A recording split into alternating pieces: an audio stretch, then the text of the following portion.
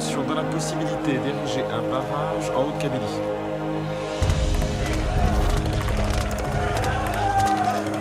Allez, venez. Dépêchez-vous. Tous au bureau d'armes violentes. Allez, tout le monde, là. Allez, ça ne peut pas continuer comme ça. Tu vas voir ce que tu vas voir.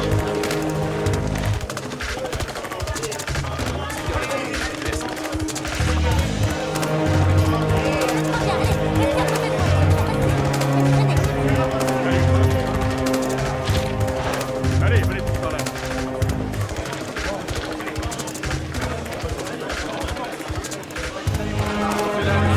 Salut à tous. Silence. Vous êtes tous là? Alors, suivez-moi. Allez.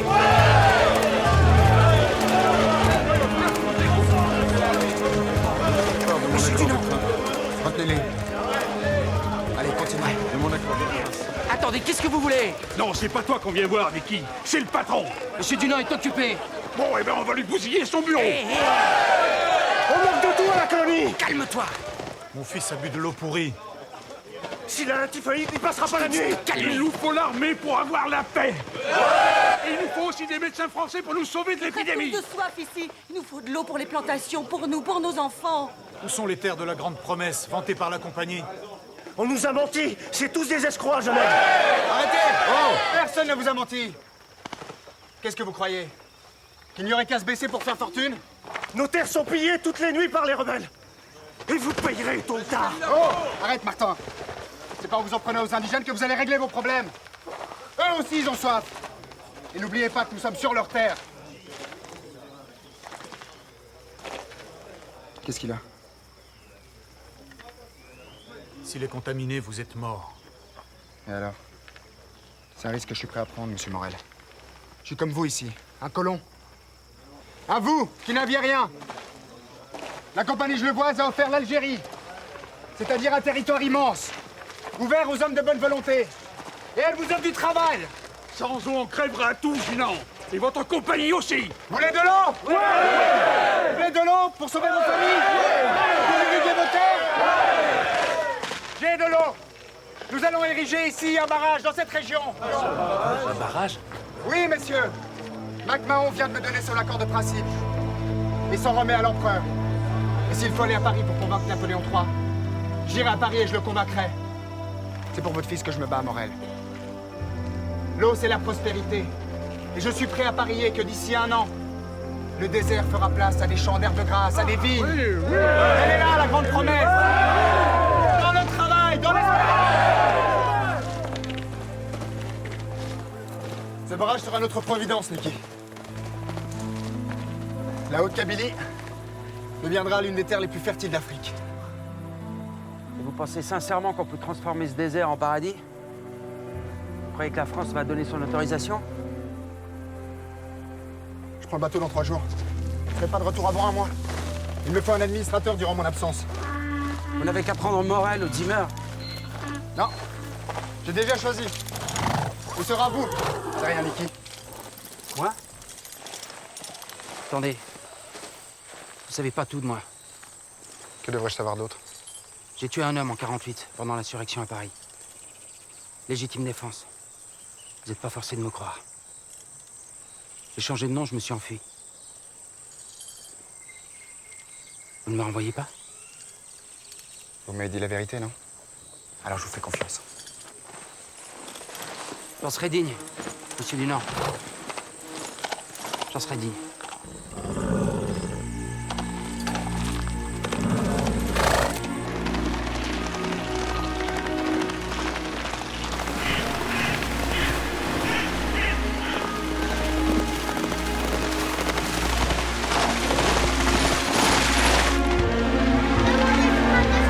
Escalade de la guerre en Italie, Français, Italiens se battent pour chasser les Autrichiens de Lombardie. Revenez, Garibaldi.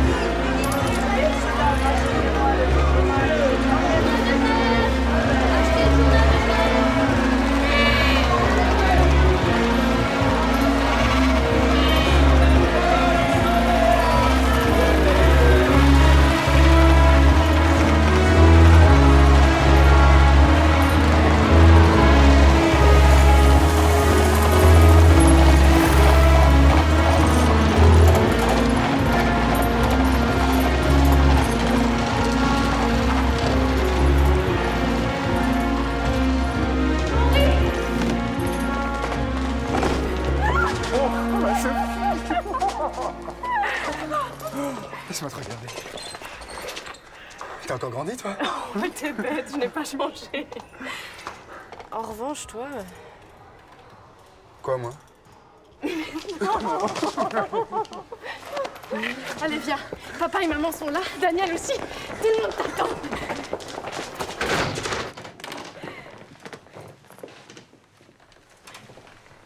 Comme tu m'as manqué, mon fils. Comme tu m'as manqué.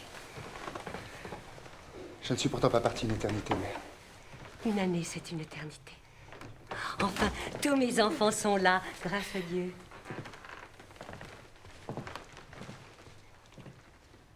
Bonjour, père. J'ai croisé Pierre Bourtibourg au cercle. Il semblait satisfait de tes états de service. Alors vous devez l'être aussi, père. Mais Henri n'est pas un commerçant, père. C'est l'aventure qu'il aime. Mais qui sait? Peut-être que l'Afrique sauvage, avec ses déserts et ses bédouins, lui a révélé quelques talents d'administrateur. Toujours à comploter dans les bureaux du ministère? D'aucuns appellent ça la diplomatie, très cher Henri. Mais tu n'as jamais bien su faire la différence. Ravi de te revoir. Sais-tu que ton frère se fiance en mars? Toi? Et qui est cette personne? Et c'est Léonie Bourtibourg, La fille de mon employeur? Je ne la connais pas. dont on raconte qu'elle est la femme la plus courtisée de Genève. Elle ne l'est plus. Je vais l'épouser.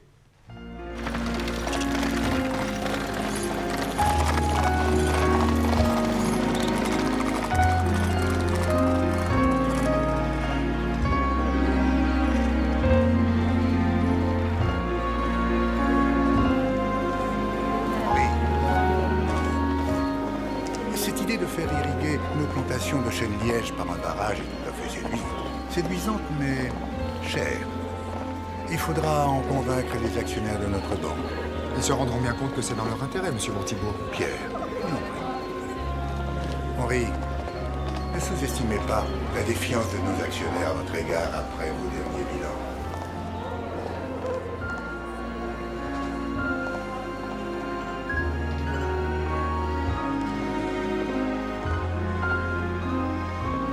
Pardonnez-moi.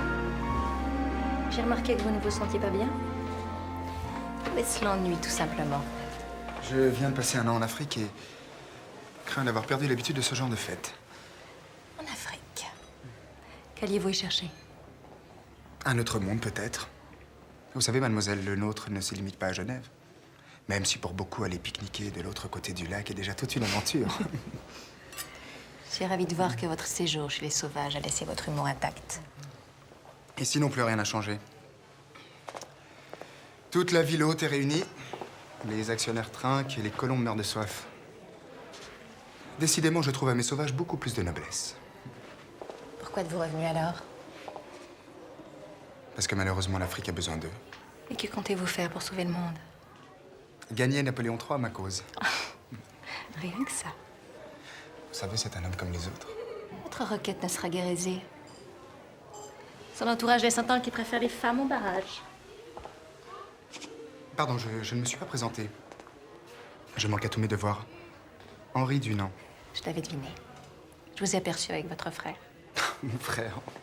En effet, il doit épouser Léonie Bourtibourg. Je serais très curieux de présenter mes hommages à ma future belle-sœur. Cette femme doit être soit une sainte, soit chaleureuse comme la banquise. Vous savez, j'aime beaucoup Daniel. Mais il est si conformiste. Hein. C'est pourrait que Daniel vous surprenne. Parfois, certaines personnes, même conformistes, réservent quelques effets inattendus. Facile, chérie. Ah, je vois que vous avez fait connaissance. Henri, je te présente Léonie, ma future femme. Léonie, je te présente mon frère Henri, l'aventurier de la famille. Viens, ma chérie. Tout le monde nous attend. Ton père est sur le point d'annoncer la date de notre mariage. Approchez, s'il vous plaît. J'ai une petite communication à faire. Bravo. Et vous ne serez pas triste. Je suis l'homme le plus comblé de Genève. Moi aussi, Daniel. D'autant plus que la famille du Nord me paraît de plus en plus attachante. Venez.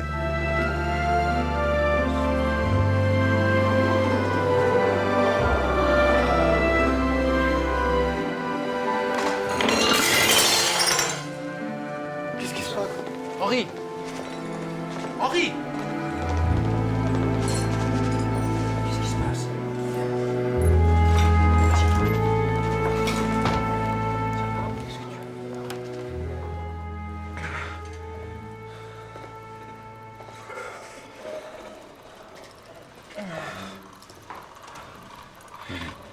Où suis-je? À l'hôpital, tout va bien. Oui. Grand-père? Et qu'est-ce qui s'est passé? Non, tu as eu un accès de fièvre, c'est pas grave. Alors ça y est? J'ai la typhoïde, c'est ça? Non, tu as le paludisme, c'est sérieux, mais enfin, c'est pas contagieux, et puis tu es dans de très bonnes mains, hein. Cécile? La dernière fois qu'on s'est vu, j'avais 16 ans. Vous et vos amis veniez parler politique et boire du vin avec le docteur Dunant. Dans mon hôpital, c'est scandaleux. Bien sûr. Tu étais si timide. J'étais surtout très jeune. Ça m'empêchait pas de vous écouter des heures. À présent, tournez-vous. Pardon? Allez. Ôtez-moi votre caleçon, c'est un ordre. Ouais. Voilà, tu n'as plus besoin de moi, je te laisse. Courage.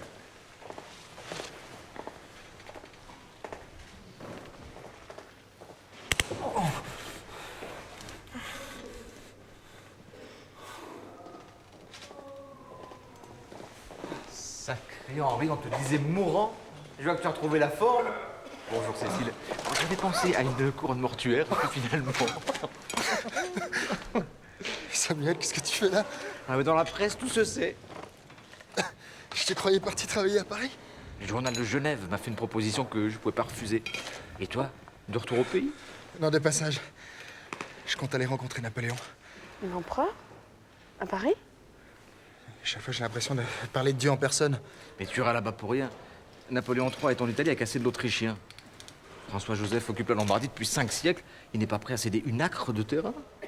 On raconte que Napoléon aide les Italiens pour les charmes d'une comtesse qui lui prend 1 million de francs hors la nuit. À quoi tient la liberté des peuples? Et qu'est-ce qu'elle lui fait pour ce prix-là? Et j'en sais rien, mais c'est pas pour ma bourse. Pardon, Cécile. Content de te voir, mon vieux.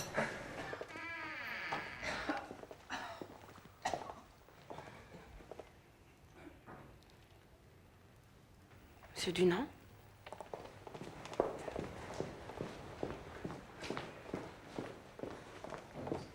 Monsieur Dunant, que faites-vous là? Chut. Il s'était levé et ne réussissait plus à retrouver son lit. Mais maintenant, tout va bien. Il s'est endormi. Non, rien ne va, monsieur Dunant. Vous devriez être au lit. Vous savez que c'est un patient vraiment difficile. Et vous, une infirmière insupportable. Vous voyez? Allez. Allons-y.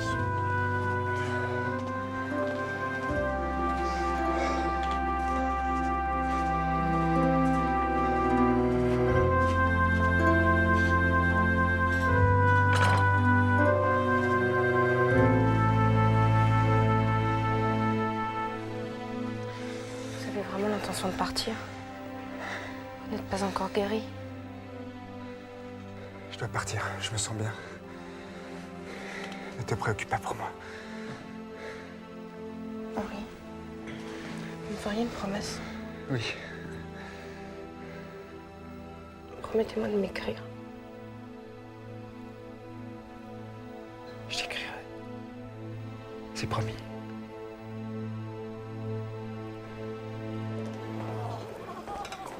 Bonsoir, monsieur Thibet. Excuse-moi, ma fille, mais je suis en retard ce soir. Sans papa. Ils sont bien enjoués.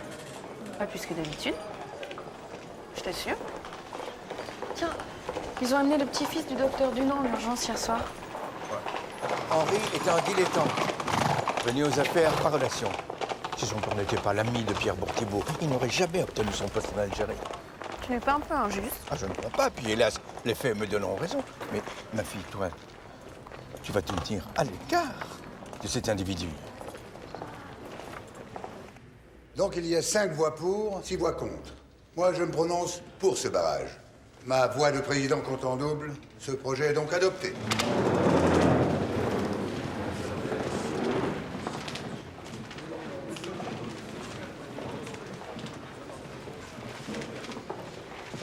Comment peuvent-ils être si timorés? Henri, nous sommes à Genève, la ville des banques et des assurances, pas des aventuriers. Mais vous y croyez? Ah, mais j'ai voté pour le progrès. Je crois au progrès. Monsieur Bourtibourg, loin de moi l'idée de critiquer Monsieur Dunant, mais cette opération nous arrange. C'est une opération à haut risque. Les chiffres ne montent jamais. À sa place, est-ce que vous auriez osé proposer une idée aussi téméraire, Huillier? Moi? Jamais de la vie, monsieur. Et voilà pourquoi vous êtes chef comptable. Et Monsieur Dunant, administrateur. Je compte sur vous pour que les chiffres ne mentent jamais.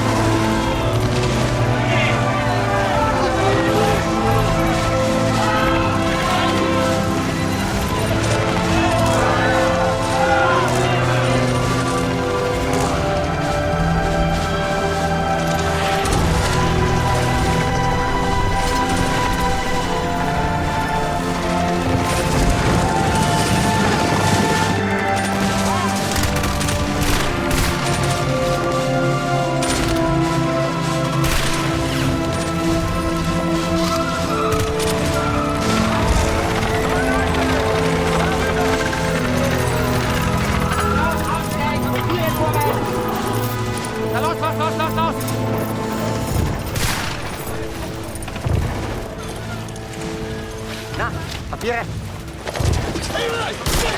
Kreuzen auf! Jawohl! Nein! Rücken aufnehmen! Ein Speer! Speer! Auf die Knie, Olle! Il n'y a pas d'espion ici. J'ai les papiers. Malheureusement. Ausweis. Non, je vais à Turin. Turino! Ich sag's dir, mach mir keine Spompernadeln. Nein! Nein! Ihr wollt gerade meinen Assistent umbringen. Er kommt zur Verstärkung aus der Schweiz. Wenn ihr ihn tötet, wer wird Ihren Soldaten pflegen, Kommandant? Hein?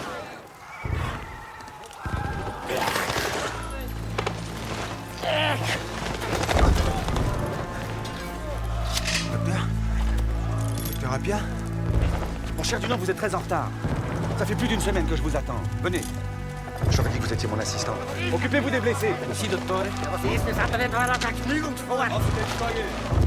Dai, coraggio. Sì, alzi la gamba.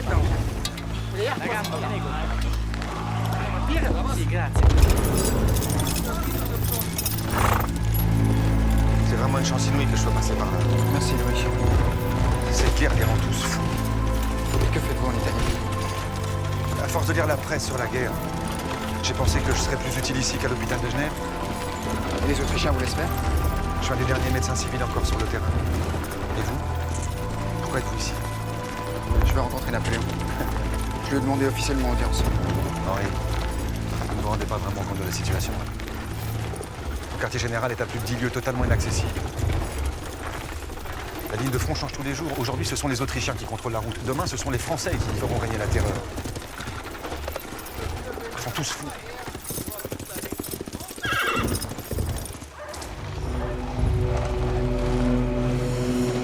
Bienvenue à Castiglione.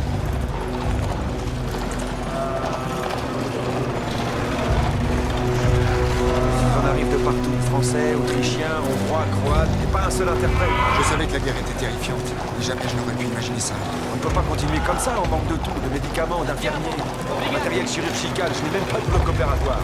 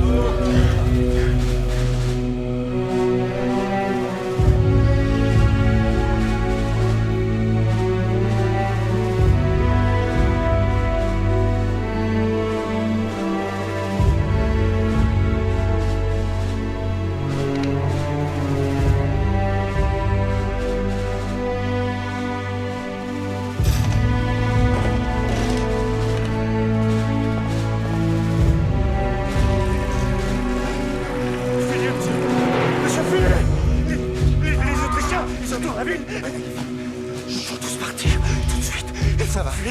Vous êtes en sécurité maintenant.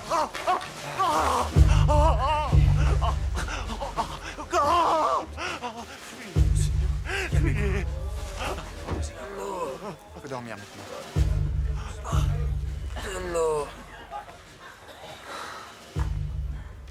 De l'eau.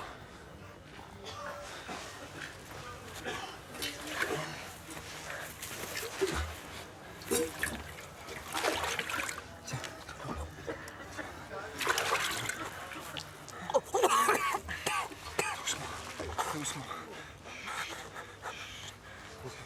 Vous êtes français? Non, Suisse. Je viens de Genève. Ils nous ont oubliés. Ils nous feront mourir ici.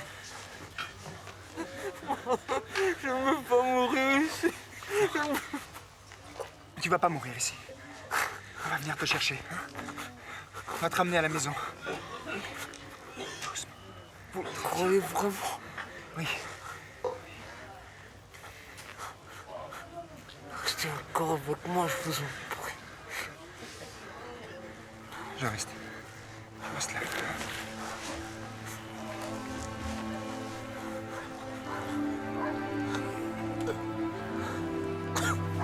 Vous êtes encore là? Oui. Oui, doucement.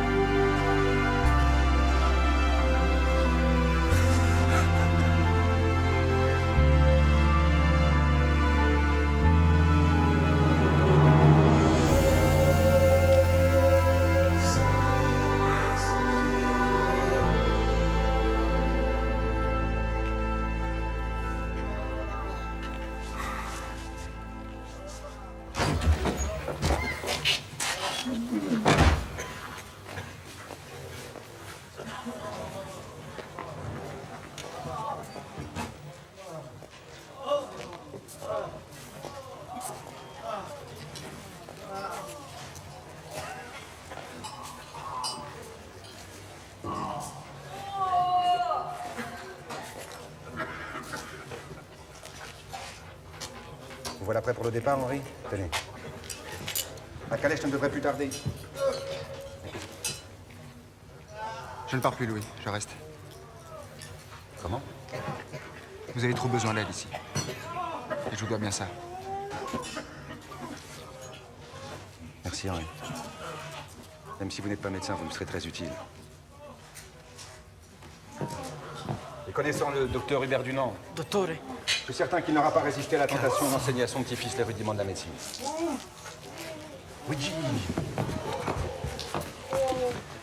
Allez montrer à M. Dunant comment est organisé le travail au dispensaire. Si, dottore. Signore Dunant, vous voulez me suivre? Donnez-moi du fil. Donnez-moi du fil et une aiguille. Ici, le docteur Appia a mis les soldats francesi. Et dehors, les blessés autrichiens. Dépêchez-vous!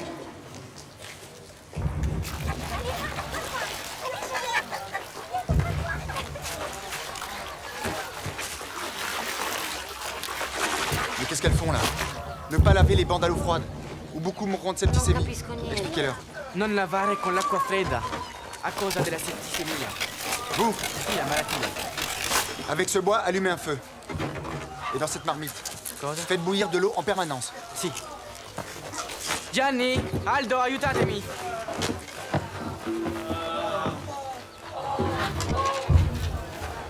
Luigi! Si! Installez dans l'église les blessés les plus gravement atteints. Et à l'extérieur les plus résistants. En les mélangeant? Ah, mais le docteur Appia a dit que les soldats francesi devaient être placés dans l'église et les Autrichiens à l'extérieur. Ce sont les blessés de guerre, plus des soldats. Des frères d'armes. Vous comprenez? Tutti fratelli. Si. È vero, signore. Sono tutti fratelli! Tutti fratelli! Tutti fratelli! Doucement. Allez, les autres, les autres.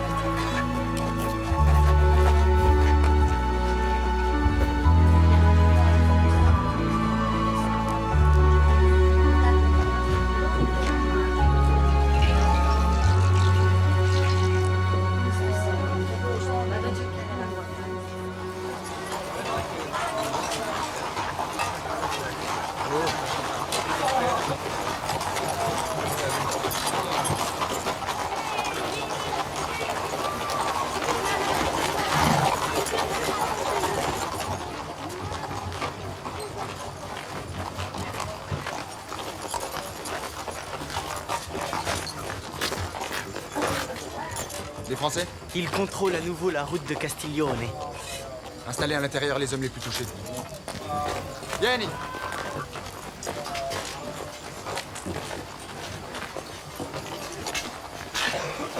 Prima la gamba. Oui, la jambe. Voilà, calma. Si. Aldo! Ces prisonniers sont les infirmiers? Nous manquons cruellement de médecins. Je suis chirurgien, capitaine. Vous oubliez que ce sont des Autrichiens, monsieur. C'est contre toutes les règles de la guerre. Mais pas contre celles du bon sens. Nous sommes des civils. Nous soignons les soldats sans distinction. Ce sont des prisonniers de guerre et je vous interdis de vous...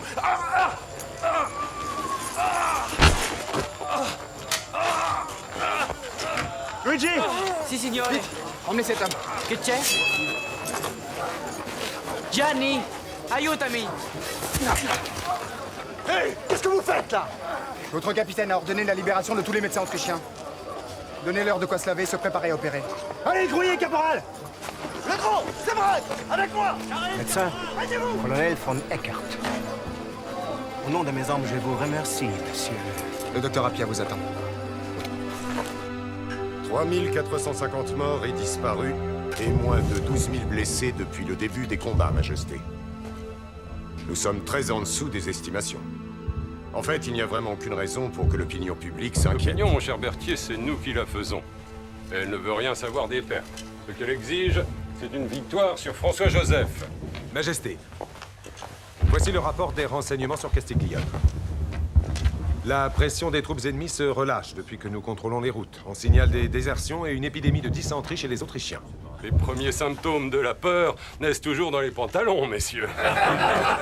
Nous avons aussi reçu une seconde demande d'audience du dénommé Henri Dunant. Ne connais pas. C'est un citoyen suisse, administrateur de société en Algérie. C'est lui qui a fait libérer les médecins autrichiens sans autorisation pour soigner les blessés. Et après ça, ce ruffian a l'impudence de me demander audience? Pourquoi faire?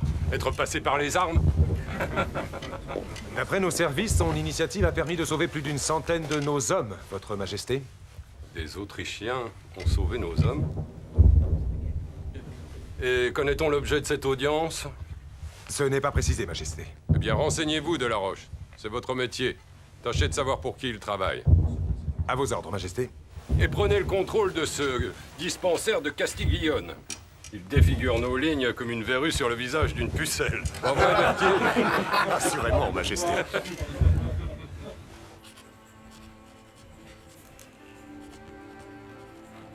Ma chère Cécile, voilà 12 jours que j'ai sollicité auprès de l'empereur une demande d'audience demeurée encore sans réponse. Le temps presse. Les nouvelles d'Algérie ne sont pas bonnes pour la compagnie et les colons. Et je t'écris pour témoigner de l'horreur, de la souffrance que je n'arrive pas à soulager.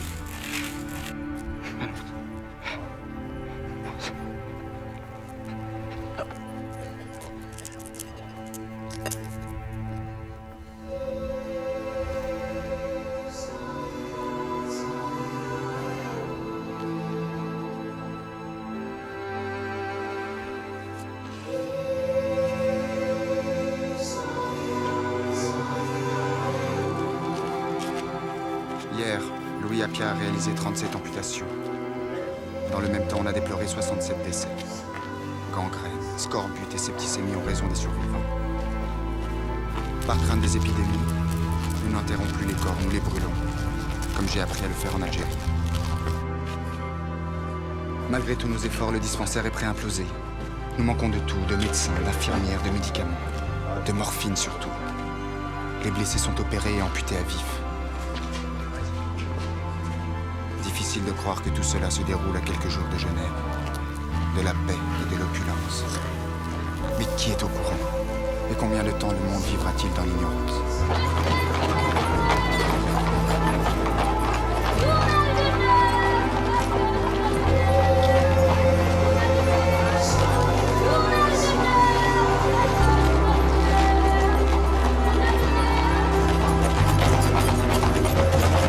À sa temps de barbarie, la théorie controversée de M. Darwin ne me semble erronée que sur un point. Si l'homme descend bien d'un animal, il ne s'agit pas du singe, mais du chacal, de la hyène. Je n'avais jamais rien lu d'aussi terrible. On dit partout que c'est une guerre de libération. Mais c'est une boucherie qui te décrit, Samuel. Un massacre. Sauf que personne n'a jamais dénoncé cette vérité sur la guerre. Raison de plus? Les gens ont le droit de savoir ce qui se passe. Le journal aura les pires ennuis. Jamais le directeur n'acceptera. Et Henri risque gros. Et si vous ne citez pas son nom? Tu penses à un reportage anonyme? Un témoin sans nom et sans visage?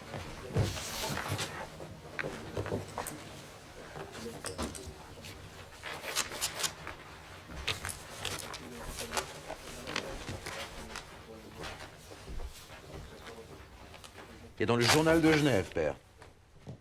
Comment peut-on oser répandre de telles inepties pacifistes? Ce sont des mensonges.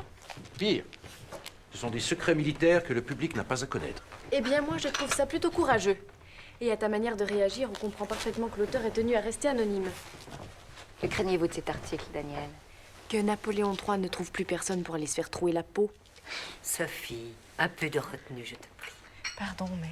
Je crains que la neutralité de la Confédération soit compromise, Sophie. Il faut la préserver à tout prix. Elle nous oblige à un devoir de réserve. Et ce torchon nuit gravement à tous nos efforts de paix. Daniel, jamais personne n'avait décrit avec une telle sincérité ce qui se produit pendant une guerre. Moi, je trouve que nous devrions être reconnaissants envers ce correspondant anonyme. Même si ça devait créer quelques petites préoccupations au ministère. Qu'en pensez-vous, maître? Eh bien, Daniel n'a pas tort. La provocation est toujours risquée et le journal de Genève a dépassé la mesure, assurément. Toutefois, ce que l'auteur révèle ici pourrait ouvrir les yeux des nations sur la cruauté de la guerre. Nous voilà bien. Vous aussi, maître Moignet? Enfin, Daniel, maître Moignet est membre de la Société philanthropique. Moi, je suis plutôt curieuse de connaître le nom de l'auteur. Et j'ai déjà ma petite idée. Oui, nous l'avons tous, Sophie. C'est comme s'il y avait la signature d'Henri au bas de cet article. Êtes-vous bien sûr qu'il puisse s'agir d'Henri? Vous devriez le demander à grand-père Hubert. Une de ses infirmières reçoit régulièrement des lettres d'Henri. Une certaine Cécile, la fille d'Adolphe Thuillier.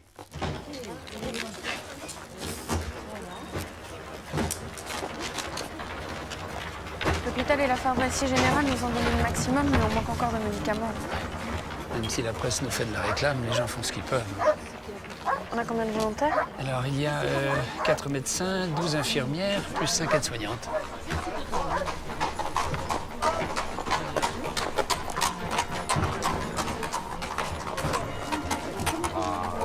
Vous devez être fier d'elle, hein? Je suis terrifié, au contraire, docteur Genecker. Empêchez-la d'aller en Italie. Menacez-la de la renvoyer si elle part. Faites ça pour moi. Oh non, elle ne m'écoutera pas. Soyez tranquille, Thuillier. Vous savez, le docteur Apia prend grand soin de son personnel et mon petit-fils ne laissera jamais prendre le moindre risque. C'est pour lui que tu pars? Mais Dunant est un Castiglia? C'est lui que tu vas trouver? Tu m'as menti? On ne t'a pas menti. Il joue les héros en Italie alors que ses affaires sont au plus mal. Je te rappelle que c'est pour la banque qu'il est parti. Tu sais qui il a nommé pour le remplacer en Algérie? Un certain Adrien Niki, un agitateur recherché en France pour meurtre. Voilà, les amis de ton monsieur Dunant. Tu peux croire ce que tu veux. Ma décision est prise. Cécile, Si tu pars, tu seras déshonoré. Tu ne seras plus ma fille. T'as compris?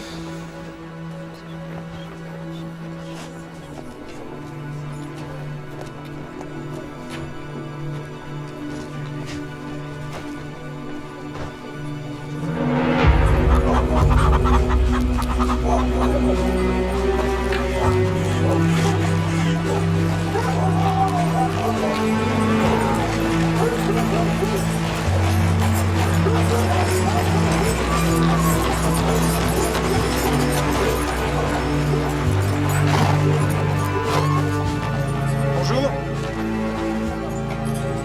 Mais je vous connais. Cécile Tuillier. Je travaille à Genève avec le docteur Hubert Dunant. Voilà partie depuis plus d'une semaine. Je vous apporte du personnel et des caisses de médicaments. Comment avez-vous fait pour passer? Nous n'avons croisé que des contrôles français. Je leur ai dit où nous allions et ça n'a pas posé de problème. Où est Henri?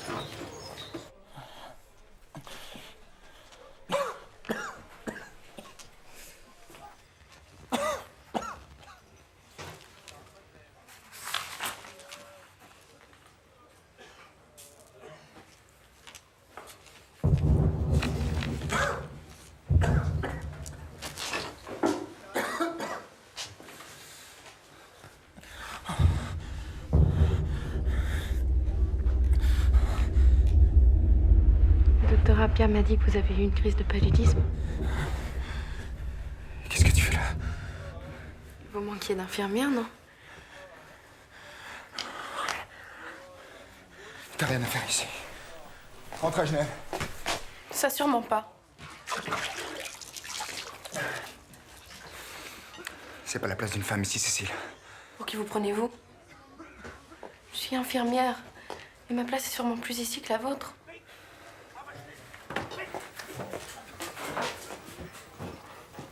Ils sont 17 médecins et aides-soignants volontaires. C'est celle-ci derrière. J'ai aussi des vivres, des médicaments, tout ce que j'ai pu rassembler. C'est pour vous qu'ils sont là, à cause de vos lettres. Mes lettres? Et quoi, mes lettres? Samuel a eu le courage de les publier. Ça a fait réagir des milliers de gens.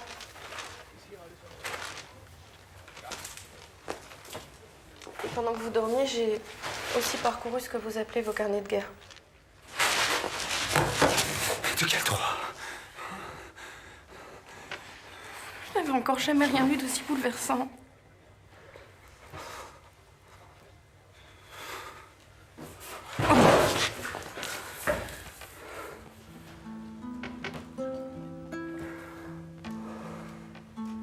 Pardon. Pardon, Cécile. D'avoir blessé. Vous ne m'avez pas blessée. Mais vous semblez parfois n'écouter que vous. Les autres existent aussi. Mais ils n'ont pas forcément tort. Quel courage.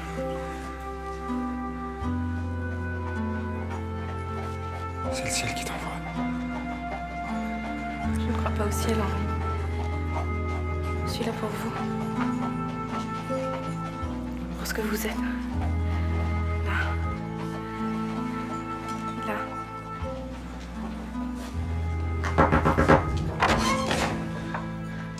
Je comprends pourquoi les Français vous ont laissé passer. Ils sont là! Carica di tutti e sì, attenzione, è fuori, eh! E tu basta, tranquillo! Oui? Monsieur? Colonel Delaroche, renseignement militaire de l'armée impériale. Bonjour. Docteur Louis Appia. Je suis responsable de ce dispensaire. Je vous présente Henri Dunant.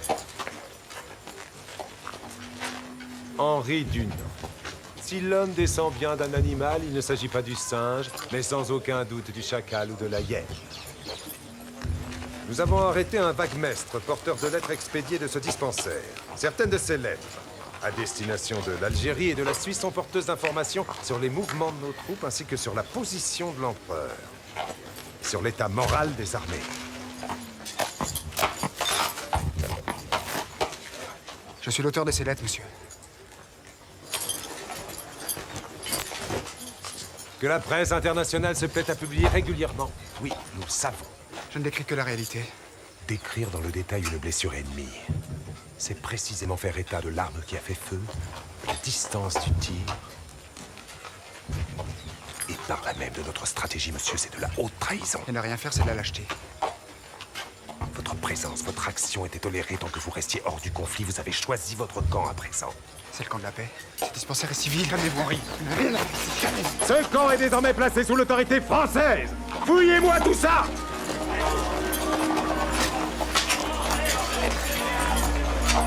Vous rendez-vous compte que vous mettez le dispensaire en danger? Mais pourquoi me dites-vous ça, Louis? Vous savez que je suis qu'un témoin de cette terrible guerre. Un témoin? Vous n'auriez jamais dû faire lire ces carnets. Vous devez quitter Castiglione, Henri.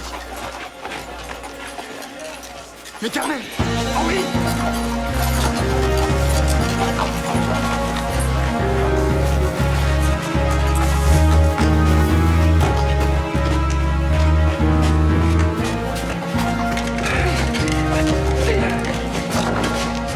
Lâchez-la!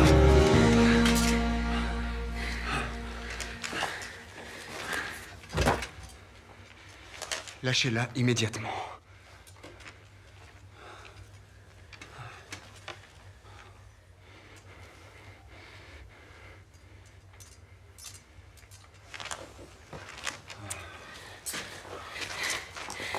Tout essayé.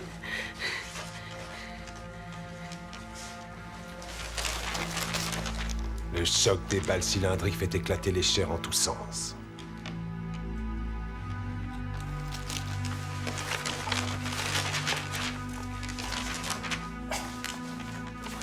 Les morts sont dépouillés par des voleurs ou des déserteurs qui fuient la sauvagerie des combats.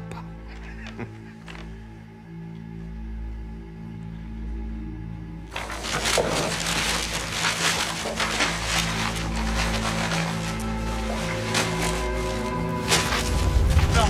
Non!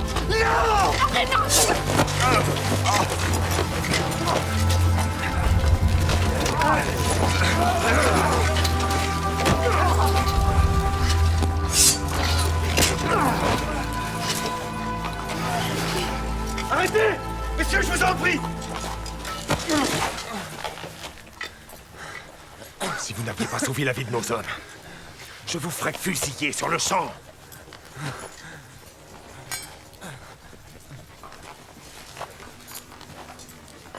Les Autrichiens, une fois soignés, seront remis à mes services pour interrogatoire. Aucun écrit ne devra plus sortir de ce camp sans être auparavant contrôlé par mes soins.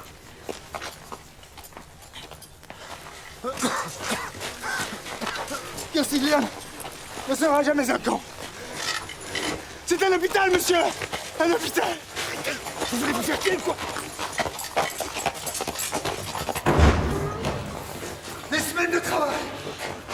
Calmez-vous, Henri, vous êtes épuisé. Des milliers partis en fumée! Vous avez accompli ici un travail inespéré, mais vous êtes à bout. Vous devez rentrer à Genève. C'est totalement impossible. Il y a encore tout à faire ici. Il faut trouver une solution pour faire sortir les blessés de Castiglione. Ils ne vous laisseront jamais sortir. Je ne comprendrai jamais rien, c'est ça. Qu'est-ce qu'ils veulent? Pouvoir s'égorger sans que personne ne sache, c'est ça. Et nous, on est là à essayer de les sauver, mais on sert à rien. Mais on sert à rien. À rien. Il faut les laisser s'entretuer. Je sais que vous ne pensez pas vraiment, Henri. Vous n'en pouvez plus.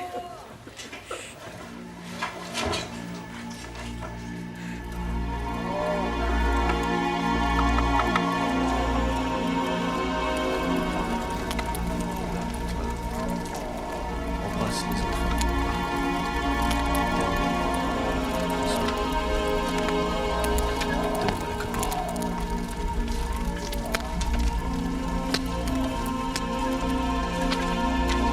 Donne-moi la copie. Donnez-moi la copie.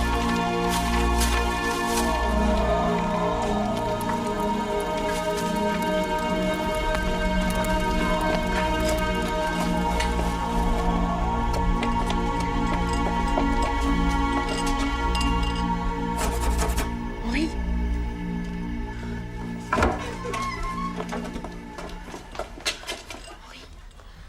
Henri les carbones. Henri les carbones. Carbone, où sont les carbones de vos carnets de guerre?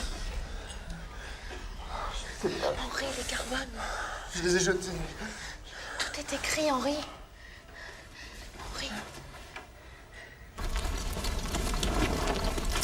Attendez!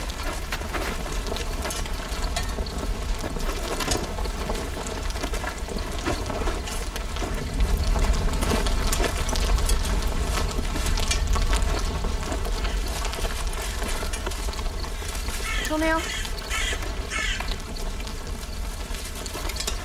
On lit tout ce qui est écrit.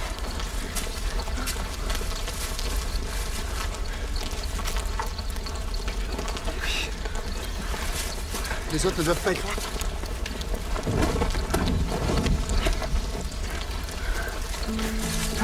J'en ai un autre. J'en ai trois.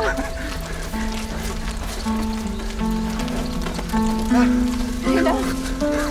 Il est là. Oui.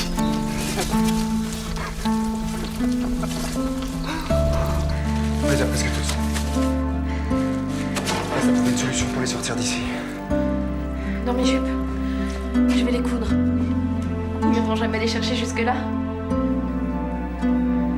Est-ce que tu te rends compte de ce que tu risques? Est-ce que vous vous rendez compte que je m'en moque?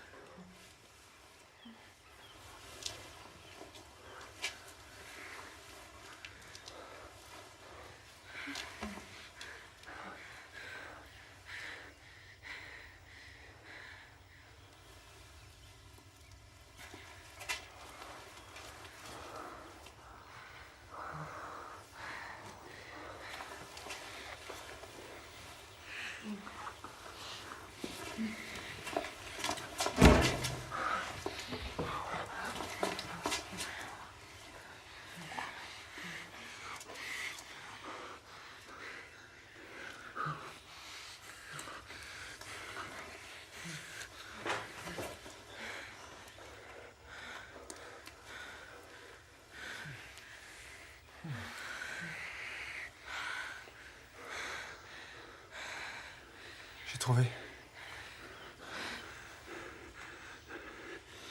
Quoi, Henri?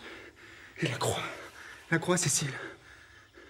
Maintenant, je sais comment sortir les blessés vers la frontière.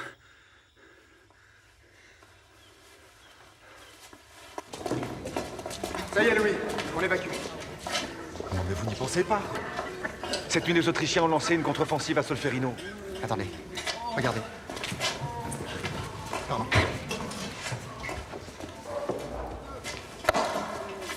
Les Autrichiens sont chrétiens, Louis. Les Français aussi. Et même s'ils n'ont rien d'autre en commun,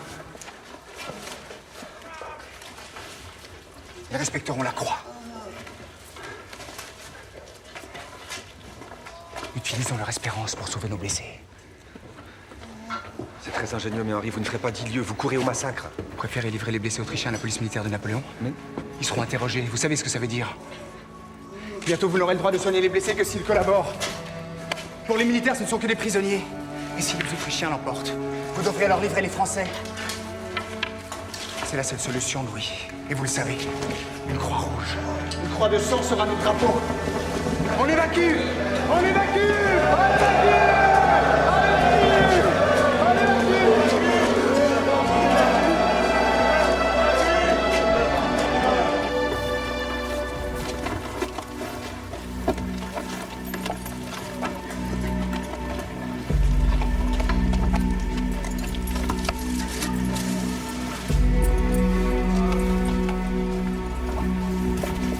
Allez, on se prépare.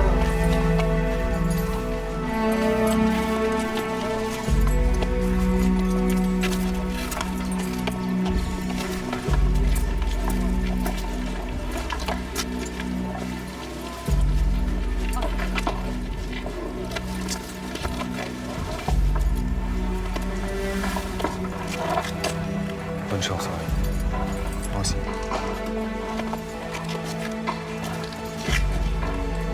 Ça fait un honneur, monsieur le lieutenant. Pour moi aussi, colonel.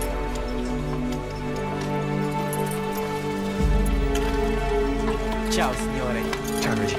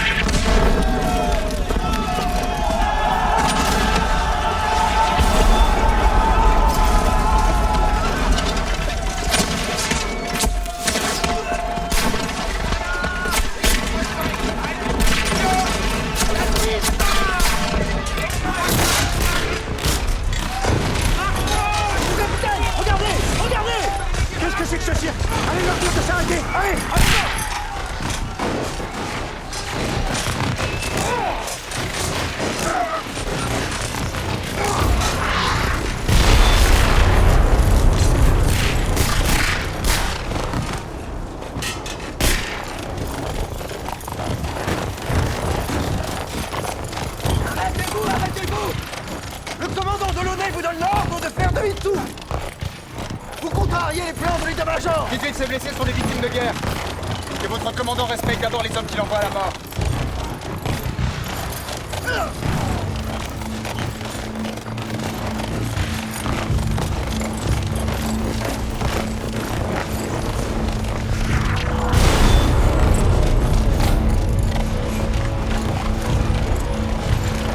Capitaine, il refuse de s'arrêter.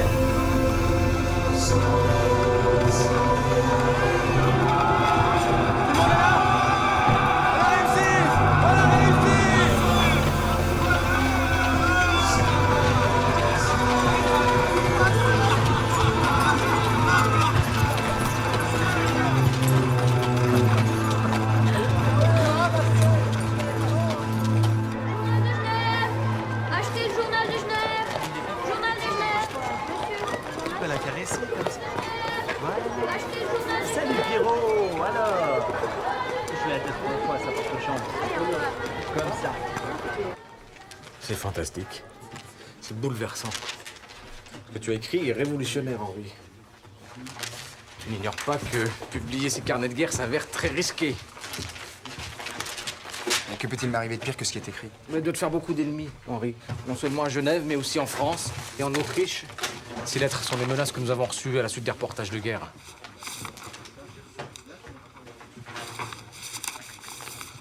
Elles sont toutes anonymes? Qu'importe, Henri. Ces lâches sont inoffensifs. Mais dis-moi, comment penses-tu récupérer tes dépenses d'imprimerie? Il ne s'agit pas d'une opération mercantile, Samuel. Si nous parvenons à faire circuler les idées contenues dans ce livre, plus rien ne sera comme avant. Les États ne pourront plus envoyer leurs enfants se faire massacrer avec tant d'indifférence. Tu crois vraiment qu'un livre puisse être aussi influent? Mais ce n'est qu'un premier pas. Nous devons alerter l'opinion publique, faire pression sur les gouvernements. Concevoir une idée novatrice, si originale et si forte, que les relations entre les hommes seront basées sur la tolérance, l'humanité, et non plus sur la guerre. M'aideras-tu?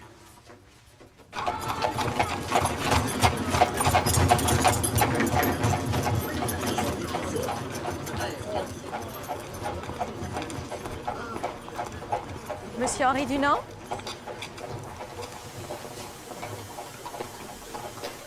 Cette fois-ci, vous ne pouvez pas ignorer qui je suis. Nous avons été présentés à ma fête, vous souvenez-vous? Léonie Borthibaud. Je vous prie de m'excuser. Mais je vous excuse pas du tout. Vous êtes sur le point de devenir mon beau-frère et vous vous comportez en inconnu.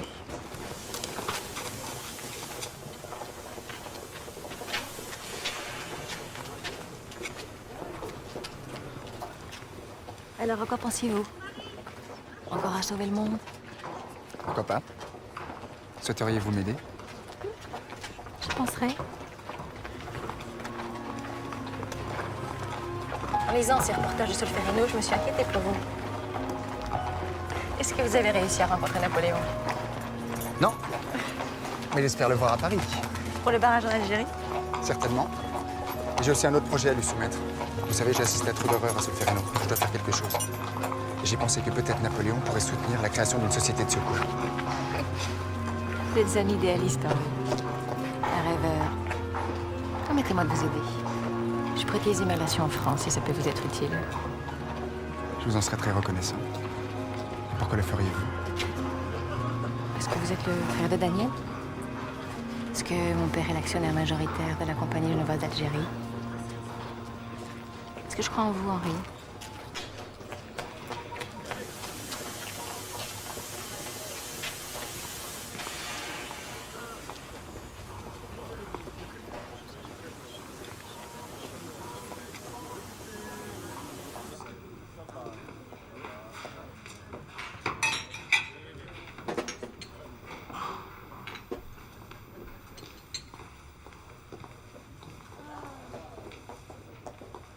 Qu'est-ce que tu fais là? J'ai voulu venir te voir 100 fois depuis tantôt. Tu viens dîner avec moi? Tu m'as manqué, papa. T'es plus fâché? J'ai su ce que toi et Dunant aviez fait, là. C'est très courageux. Je suis fier de toi, ma fille.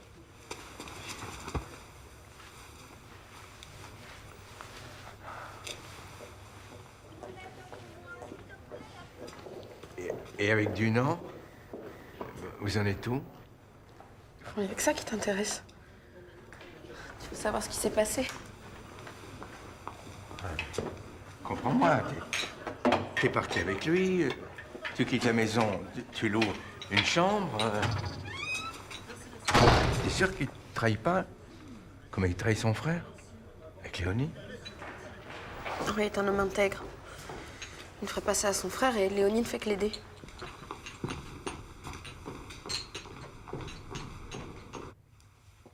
Écoute, Henri, celle-ci vient de Virginie.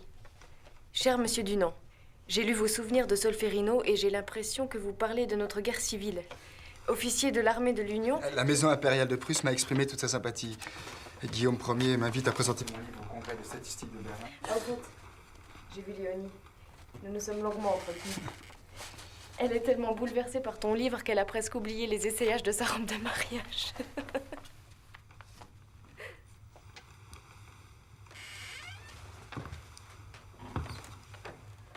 Daniel? Je n'ose déranger la célébrité de la maison. Tu plaisantes. Bien. À plus tard, Henri. Je suis très très fière de mon frère.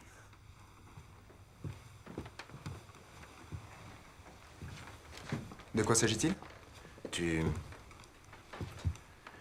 Enfin, tu es au courant de la rumeur qui vous concerne, toi et Léonie. Daniel, j'espère que tu n'y prêtes aucun crédit. Vous vous rencontrez pourtant souvent. De quoi parlez-vous? De tes actes héroïques? De ta vie d'aventurier? Arrête, Daniel. Il n'y a que de l'estime entre Léonie et moi. Elle croit en mon projet, tout simplement. Et tu l'épouseras comme prévu. Il n'y a rien d'autre.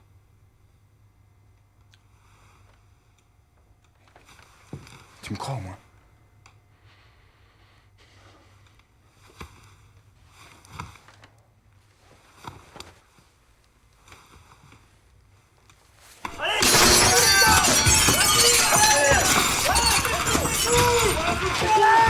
C'est qui?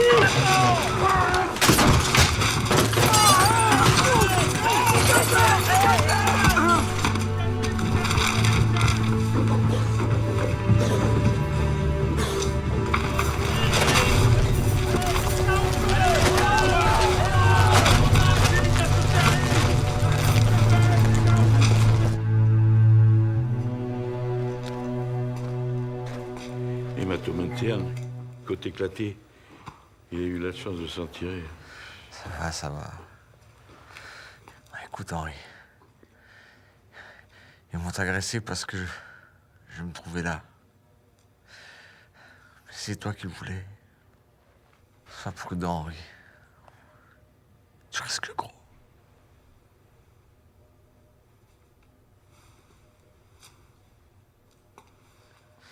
J'aurais droit à une petite piqûre, moi aussi, après Cécile.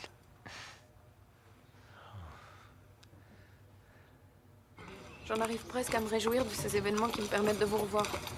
Je sais que ce n'est pas bien. Nous n'avons jamais été aussi proches qu'à Solferino. Cécile, je ne suis pas l'homme qu'il te faut. Pardon si je t'ai donné de l'espoir. À cause de Léonie? Mais tu n'es pas sérieuse. Pas toi. Je te croyais au-dessus des ragots. Henri, vous croyez vraiment que le but de ma vie soit le mariage? À Castiglione, j'y étais, moi aussi. Je partage les mêmes valeurs que les vôtres. Mais le jour viendra où tu seras las des sacrifices. Je ne peux t'offrir que des sacrifices. Pourquoi êtes-vous si têtu? Êtes-vous sûr d'être heureux avec votre vie libre? À renoncer aux affections? Êtes-vous sûr que vous n'aurez pas de regrets? Parfois, nous sommes contraints d'agir pour être justes avec nous-mêmes. Quitte à faire souffrir les personnes que nous aimons.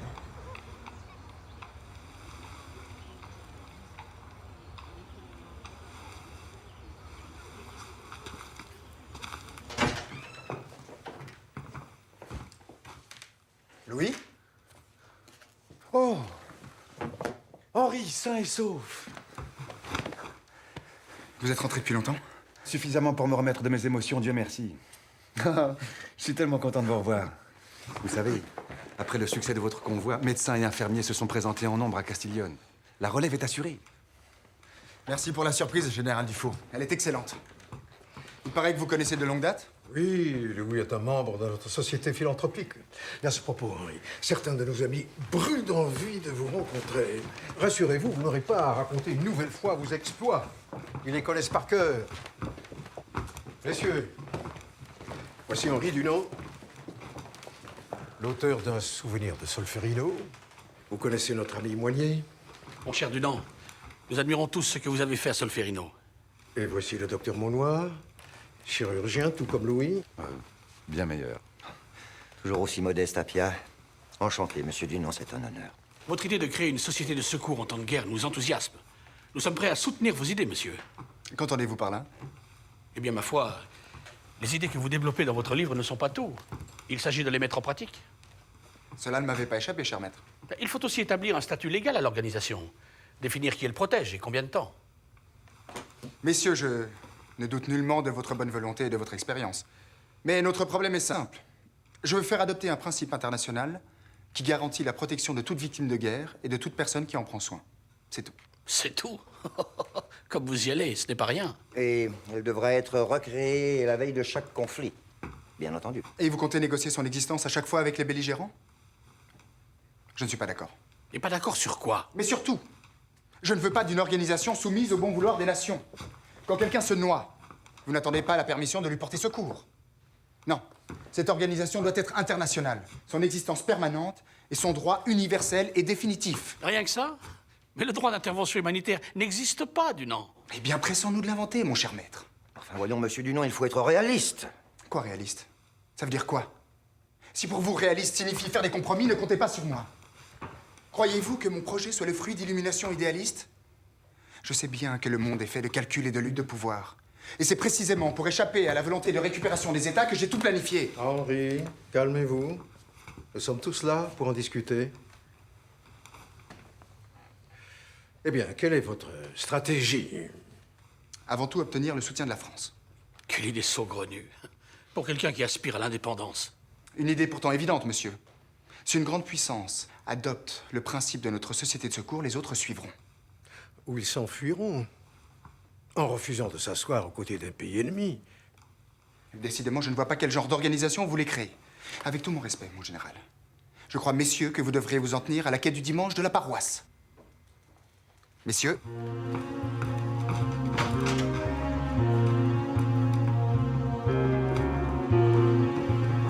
Henri! Est-ce que vous avez perdu la tête? Ils veulent nous récupérer, Louis. Alors servez-vous d'eux. Servez-vous de leur ambition. Ils veulent vous aider. Cessez donc de vous croire toujours au-dessus de la mêlée. Vous avez besoin de ces hommes, comme vous avez eu besoin de moi.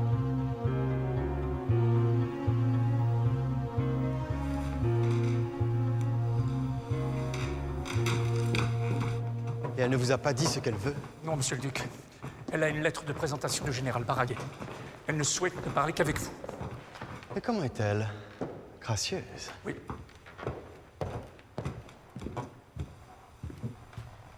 Vous souhaitiez me voir, madame? Monsieur le duc de Morny, Pour vous servir. je vous suis infiniment reconnaissante de me recevoir. Je ne vous importunerai pas longtemps. De quoi s'agit-il? Un projet. Quelque chose d'assurément nouveau. Destiné à révolutionner les relations entre États. Les sabotages, les manipulations, même la censure n'aura rien fait. Les souvenirs de M. Dunant se répandent à travers l'Europe comme la vérole. L'Europe? N'exagérons rien. Mais c'est en toutes lettres dans les rapports de vos services secrets, Morny. Le monde crie au génie. Hugo, en exil au fond de son île. Dickens à Londres. Même Lincoln, en pleine guerre avec les sudistes, a pris le temps de le lire. Il est un adage qui dit que lorsqu'on ne peut plus maîtriser le chaos, il faut feindre de l'avoir organisé. Et si vous cessiez pour une fois de vous exprimer par énigme, on gagnerait un temps précieux, monsieur le duc. Acceptez de recevoir Dunant, sire. Pour son histoire de barrage, nous n'avons que faire d'un barrage en Kabylie. MacMahon est contre. Et la Suisse est bien assez riche. Il ne s'agit nullement de ce barrage, mais de cette société de secours qu'il veut créer. Depuis quand versez-vous dans la charité, Morny? Il s'agit peut-être là d'une opportunité, sire. Article 1. Les militaires blessés ou malades seront recueillis et soignés, quelle que soit leur nationalité. Les ambulances et les hôpitaux militaires seront protégés et respectés par les belligérants. Article 2.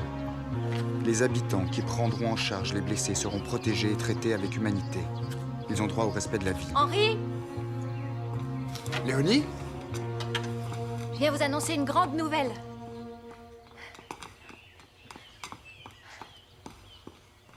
Napoléon, Henri. Napoléon? Napoléon accepte de vous recevoir aux Tuileries. N'est-ce pas une bonne nouvelle? Léonie, vous êtes une femme extraordinaire. Je ne sais pas comment... Pas moi, vous. C'est vous qui êtes extraordinaire, Henri. Vos idées. Vous avez réussi. C'est bon. Je vois que les apparences n'ont plus d'importance pour vous.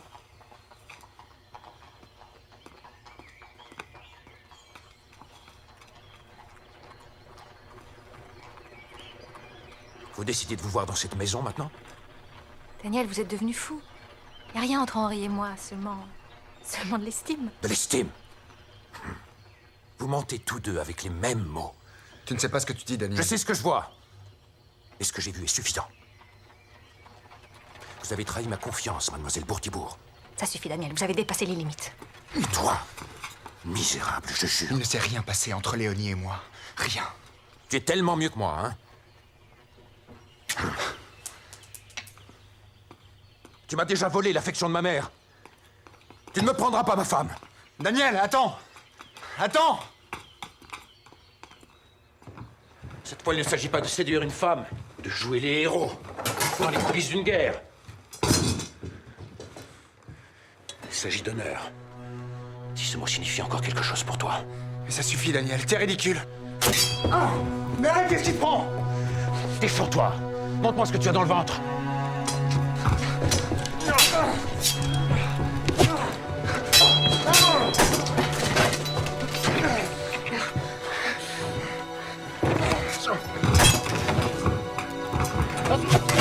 Arrêtez! Arrêtez!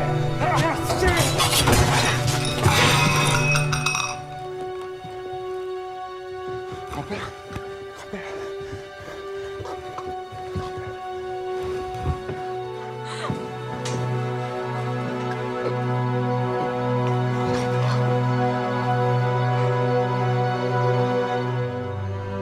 Tu te souviens?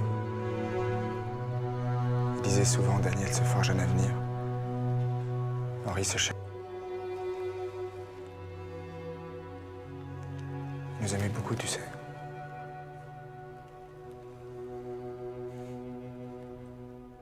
Faisons la paix, Daniel.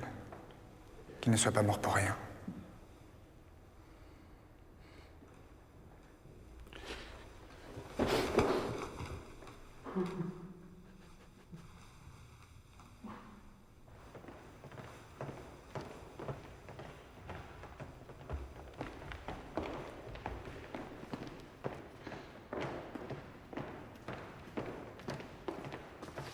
Monsieur Henri Dunant. Enfin, voilà l'homme à la Croix-Rouge, dont j'ai tant entendu parler en Italie. J'ai aussi lu vos souvenirs de Solferino. Merci de me l'avoir envoyé. Remarquable. Je vous remercie, Majesté. Eh bien, parlez, Dunant. Vous vouliez rencontrer l'empereur. Le voici. Majesté, il s'agit d'établir un barrage en Haute-Kabylie. Ah oui, oui, j'ai lu votre requête à ce sujet.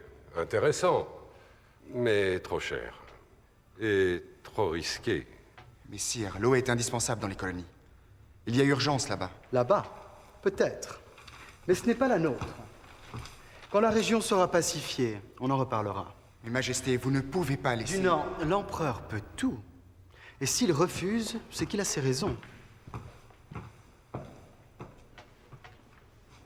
En revanche, je suis très impressionné par votre idée de créer une société de secours aux blessés de guerre. Cela signifie que je peux espérer le soutien de votre Majesté? Ni vous ni moi ne changerons la nature de l'homme, mon cher. Mais je suis sûr que ce projet pourrait aider à faire en sorte que la guerre soit plus humaine. Certes. Avez-vous reçu les encouragements d'autres pays? La Prusse et le Wittenberg ont manifesté un grand intérêt. Mais il nous en faut plus. Nous avons besoin de l'appui de tant d'autres nations. Et elles pourraient être membres ensemble d'une unique organisation humanitaire.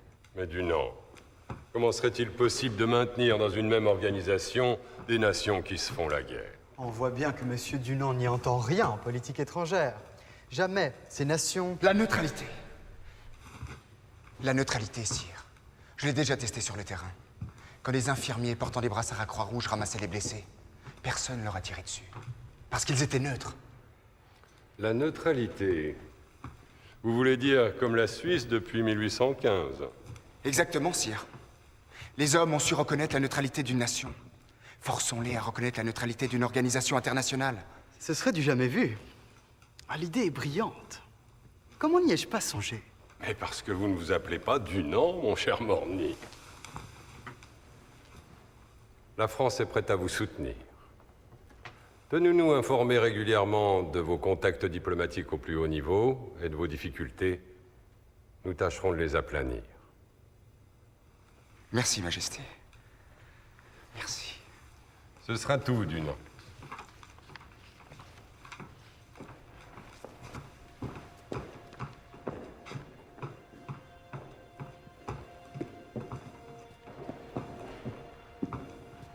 Cette idée de neutralité appliquée à une organisation va donner naissance au plus parfait des services d'espionnage jamais créés. À condition de se débarrasser de ce monsieur Dunant. Mais pas avant qu'il ne réussisse son entreprise. Je me suis laissé dire que sa compagnie genevoise d'Algérie traversait de graves difficultés. J'ai peut-être une idée pour compromettre Dunant. Messieurs les...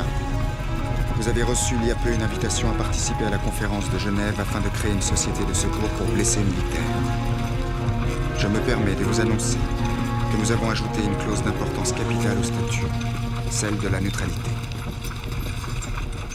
La neutralité des secours. Dunant, mais qui vous a permis d'envoyer aux délégués européens des invitations avec une telle absurdité? Pourtant, l'empereur a trouvé l'idée brillante. C'est irréaliste, Henri. Aucun pays n'acceptera de participer à notre conférence à cette condition. Les esprits n'y sont pas prêts, les armées encore moins. Sans compter que le parrainage encombrant de la France risque d'indisposer certaines cours d'Europe. Je ne pense pas que la France veuille nous voler la conférence. Elle veut la cautionner, c'est une chance inespérée. Si elle adhère au principe d'une organisation neutre, d'autres nations suivront. Mais des mots, tout ça, Dunant, des mots. Moi, je ne vois qu'une chose. Vous avez compromis nos chances de succès. J'ai fait de mon mieux à Paris. Je ne suis ni un intellectuel, ni un diplomate. Juste un homme de bonne volonté. Ce qui est certainement insuffisant à vos yeux. J'en suis désolé.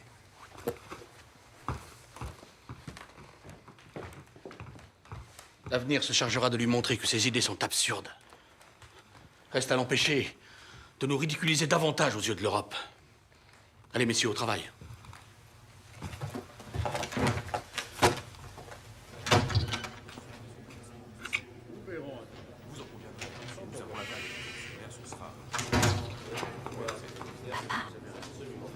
Henri?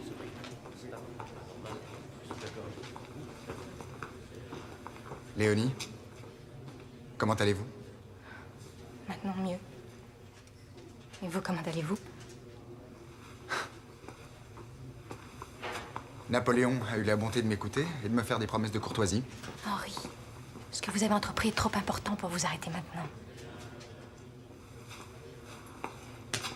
Aujourd'hui, je me rends compte que mes idées étaient des utopies. Qui sait, peut-être qu'à l'avenir. Certainement pas aujourd'hui. Et surtout pas à Genève. Peut-être que vous dites vrai. Mais moi, je suis convaincue qu'un jour, vous arriverez à les faire entendre au monde entier. Je peux encore vous aider, Henri. Vous avez déjà beaucoup fait. Pensez à vous, à votre vie, à Daniel. Cessons de nous voir. Adieu, Léonie.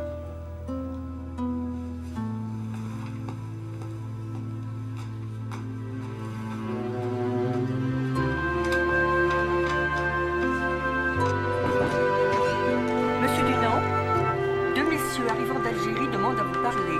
D'Algérie? Faites-les entrer. Monsieur Dunant. Messieurs. Weber, prospecteur minier. Mon collègue Janssen est géologue. Nous venons de la part d'Adrien Niki. Niki. Il m'a chargé de vous remettre ceci. Je vous en prie. Adrien, voilà bien longtemps que je n'ai pas eu de ces nouvelles. Monsieur Dunant, je vous prie de bien vouloir recevoir ces messieurs qui vous remettront cette lettre. Ces chercheurs bénéficient de la confiance du gouvernement français. Ils vous exposeront ma proposition qui, s'il vous venait de l'approuver, pourrait résoudre les problèmes économiques de la compagnie. Je vous écoute. En bref, il carrière de marbre de grande qualité que nous avons découverte en Kabylie.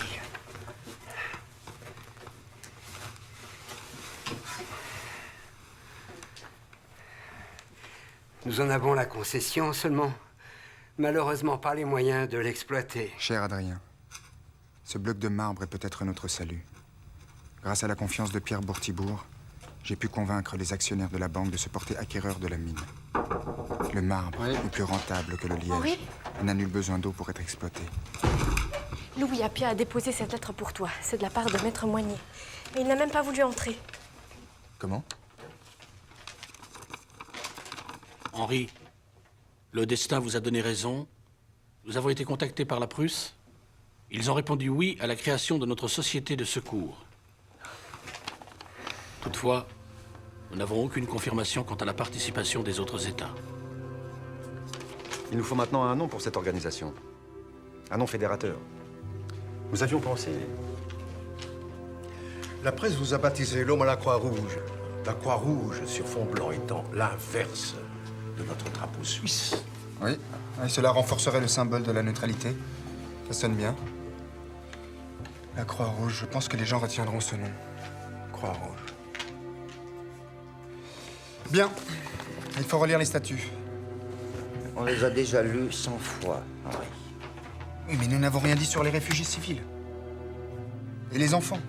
Ils sont aussi victimes des guerres, non? Et les villes, il faut protéger les villes, messieurs. Le patrimoine.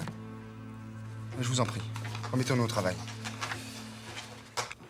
Monsieur Bourtibourg! Je viens de recevoir ce câble d'Alger. La mine que nous avons achetée vide. Il n'y a pas un seul kilo de marbre à extraire. Vide? Comment ça? Vous êtes sûr de cette information? Oui, elle émane du comptable de notre compagnie. Adrien Niki, l'administrateur nommé par Dunon, avait donné ordre de cacher la vérité. Mais il nous est resté fidèle. Depuis 15 jours, il n'y a pas de nouvelles de Niki. Il a disparu.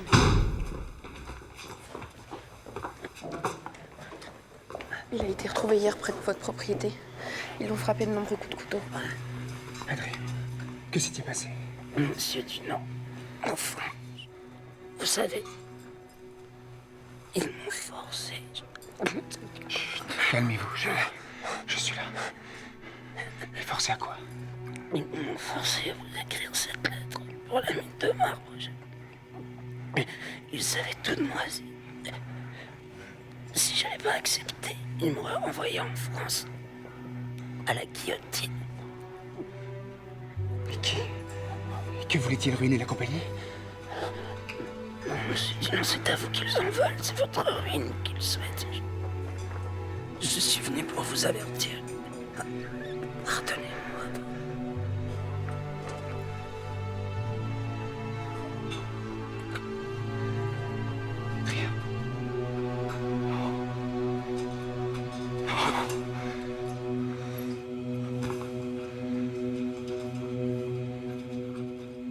Dunon nous a entraînés dans une opération frauduleuse.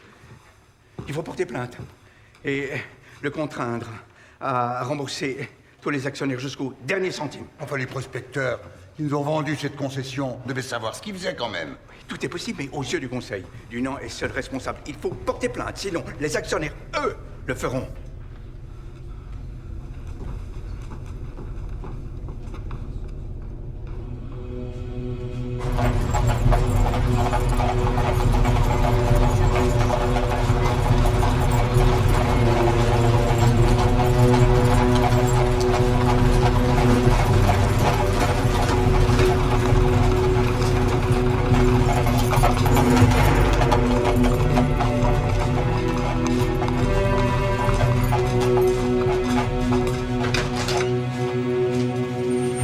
Qu'est-ce que c'est?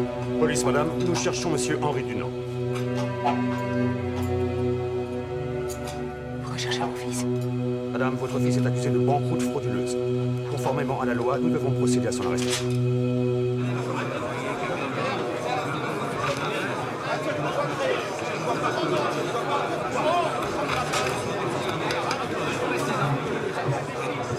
Monsieur, je vous rappelle notre pays a déjà résolu le problème du secours en réorganisant les services sanitaires lors de la guerre des idées et nous déclarons que cette société est totalement subversive. Certes, l'idée de M. Dunant est belle et généreuse, mais difficilement réalisable. Et en somme, messieurs, dans quelle classe de la société souhaitez-vous recruter les volontaires? Beaucoup risquent d'être paralysés à la vue du sang. Quelle l'utilité de volontaires? Nous savons par expérience que 1500 mulets valent plus que 15 000 hommes.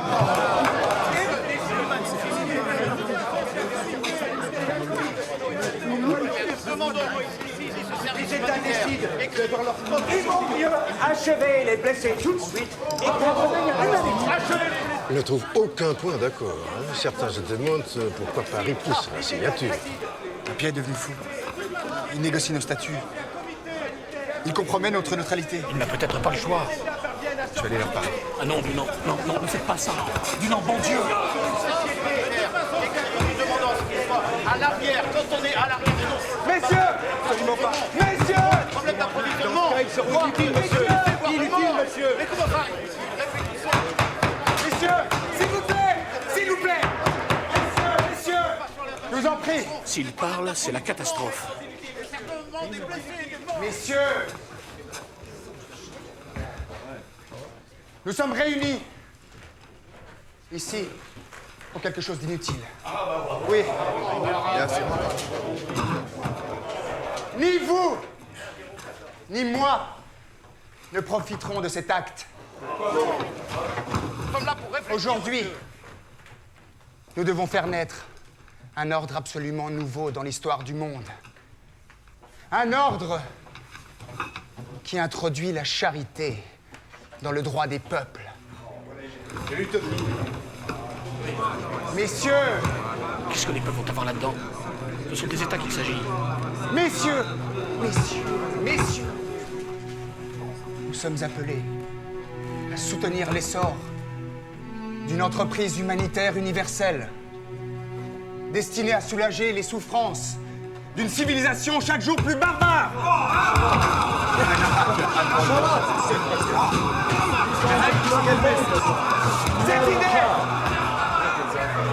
Cette idée, messieurs, je vous en prie, cette idée juste devra être construite d'une manière si solide que personne ne pourra plus la considérer comme une utopie. Et si vous aviez vu, messieurs, une seule fois un champ de bataille, les cadavres, les blessés qui gémissent abandonnés à leur sort, je suis certain que vous vous engageriez sans plus attendre. Je vous en prie, messieurs. Ne laissez pas tomber dans le silence le cri de douleur que les peuples vous adressent.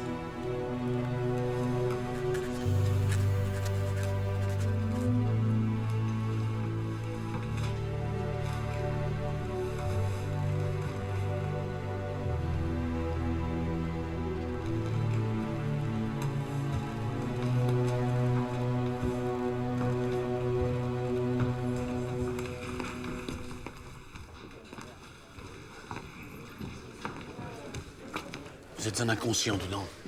Vous avez compromis la réussite de notre projet. Vous en avez encore ajouté, comme d'habitude, Henri.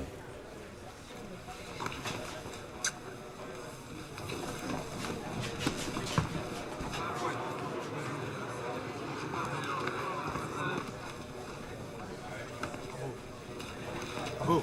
Bien. C'est bien.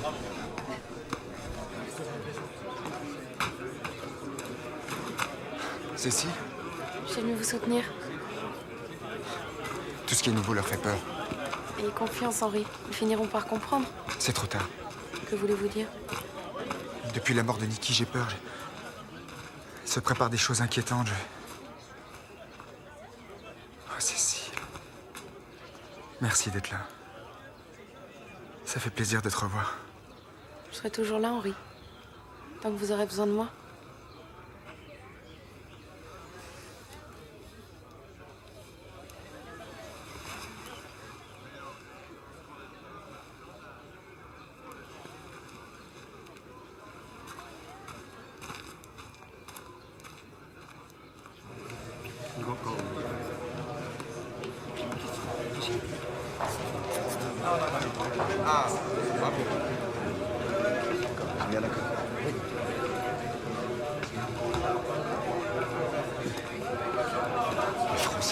signer les statuts sans changer une ligne. La France va signer.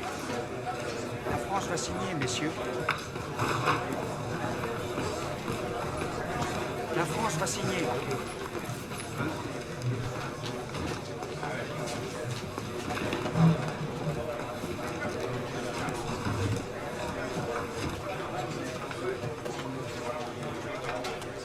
Si les Prussiens signent, les autres suivront.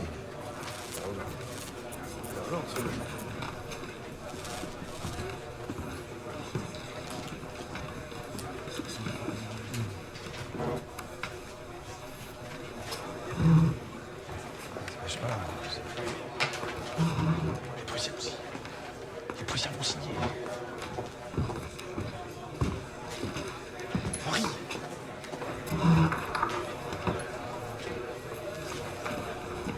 Henri.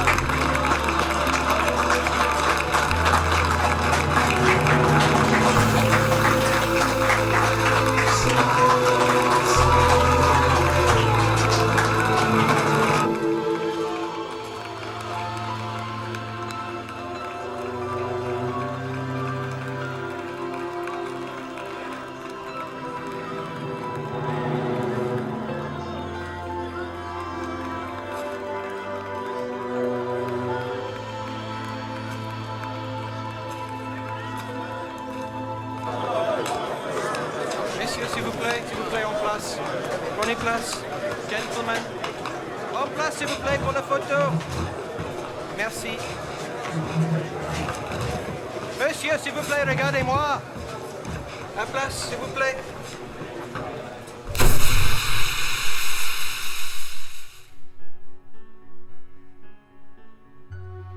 Les fous ouvrent les portes, les sages suivent. Espérons que nous serons assez sages pour le suivre. Henri Dunant poursuit son chemin dans la solitude et l'oubli. 36 ans plus tard, il reçoit le premier prix Nobel de la paix.